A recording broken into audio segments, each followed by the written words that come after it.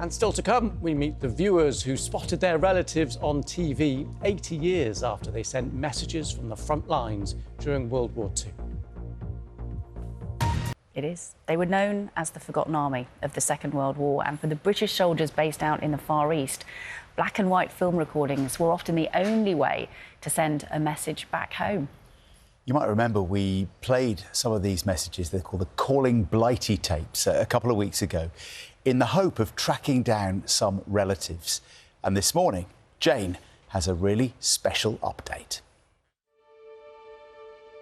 80 years ago, families gathered up and down the country in cinemas just like this to watch messages sent from loved ones fighting a war thousands of miles away in East Asia.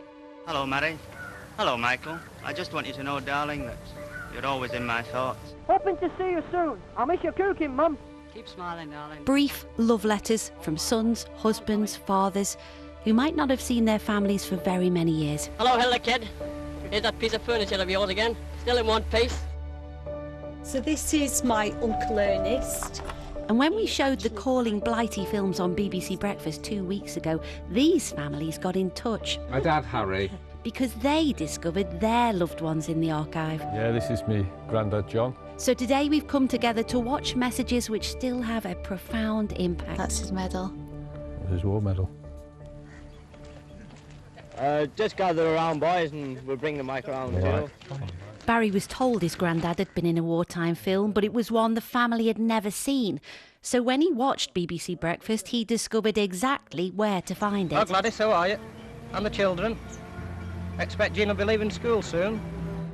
Oh, he's quite an emotional person, and he shouted down at me, "I found it!" Well, how's John? You'll see. There was Grandad John. Are you thinking 80 years on and you're seeing your granddad? It's amazing, isn't it? Absolutely amazing. The mail's coming through all right, Gladys. The fact that they're all stood there upright when they just could be dead the next day, you just don't know. No need to worry, everything's all right. 2 weeks ago when we'd shown this clip, Leanne was watching. Hello, Mum, Dad, everything's okay, are you? This gentleman come on who looked exactly the same as my son, and so I text my mum and said, "Mum, there's a man on the telly who just looks like our family. His name's Ernest." And she said, "Oh yeah, Grandad had a brother called Ernest. I think he died in the war though." And it took my breath, you know. We're keeping all right. He's on my telly. He's talking to me. You know, I've heard his voice. I've seen his face. Oh, cheerio, all the best. Ernest was killed just after this recording. A man they never knew, but who they now recognise as a family hero. My heart knew that I knew him, yeah. They've all got a smile on their face. And they never say ta-ra. They all say cheerio then. Cheerio. Come on, get it, boys. Almost 400 of these films were made, but only 62 exist today. Harry Pugh, one of the veterans immortalised for his descendants to cherish forever. Hello, Mum, Dad. Well, you can see I'm all right, and that's all I came down here for. I didn't think I'd be emotional, and I really was. In fact, tears in my eyes. Got to me, that. So many people don't have their films. These guys are the lucky ones. Can I introduce you to the family of this chap? This is Noel Boardman. Yes. Do you want me to show you? So this one is the still of Grandad delivering his message. Noel's family don't have their film, but they do have evidence of its impact. And then we've got the photograph of my mum, my grandma and my uncle watching the film. And it got in all the papers. Little Anne Boardman sat in the new Victoria Cinema at Bradford yesterday and heard a sun-tanned man on the screen say, "Hello, Anne and Michael." "Oh, that's my dadda," she said. Her 4-year-old brother, Michael, saw the same cheerful soldier, but asked his mother, "Who was that man?" What they were trying to exude was, everything's fine. He never spoke about his time in Burma at all. I think it was horrific. None of these messages gave away any hint of the horrors of war, and how much of a comfort must that have been to families back home. These blokes are very special, aren't they? They should always be remembered. It makes me feel really proud and yeah. And on Friday, for VJ Day, We're going to tell you one more Calling Blighty story about this chap. His name is Ellis Morgan, and he has a pretty famous connection. Well, cheerio, folks. Cheerio, sweetheart, and remember, I'm thinking of you always.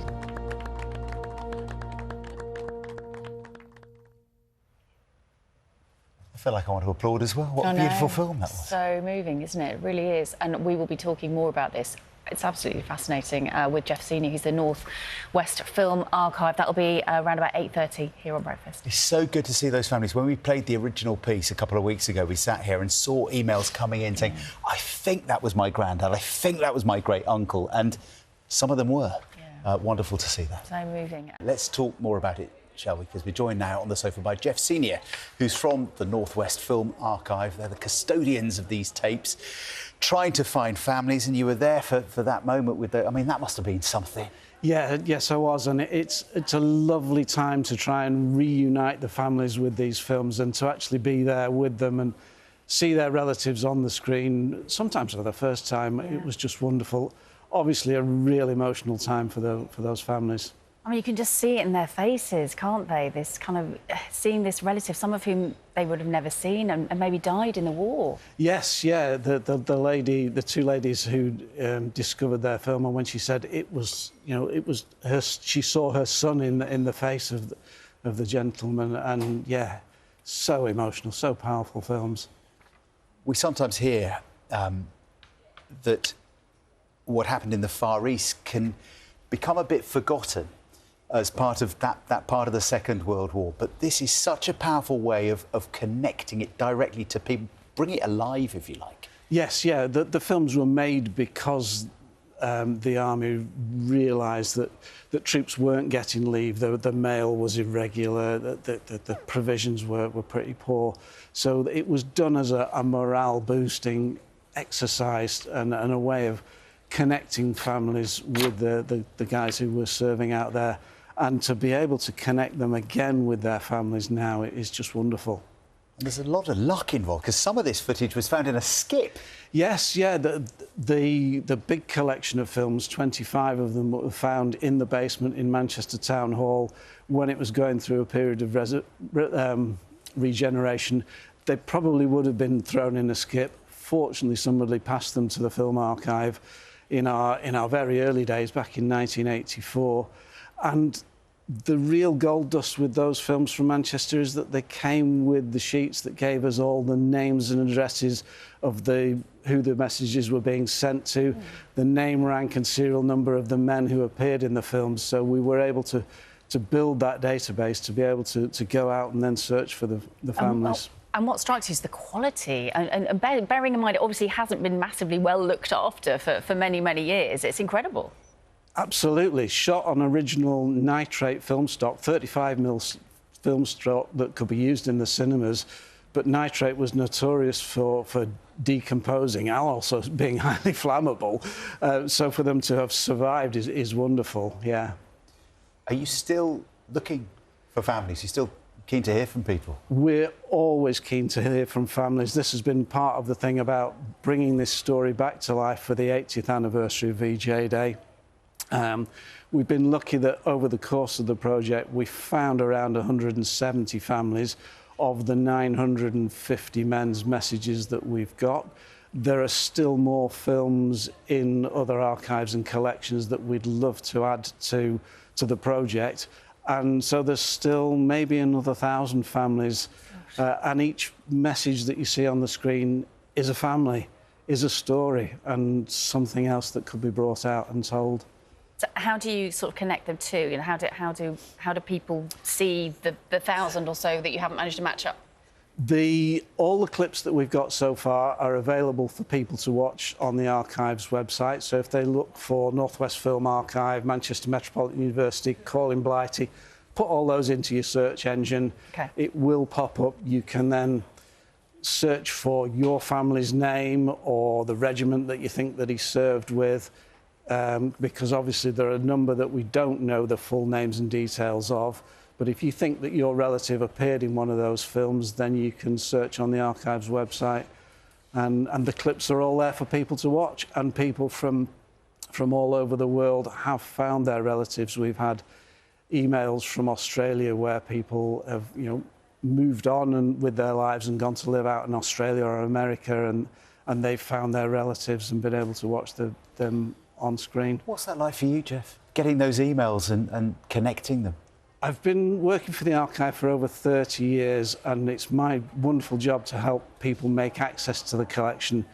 This is one of the real privileges of working as part of this project.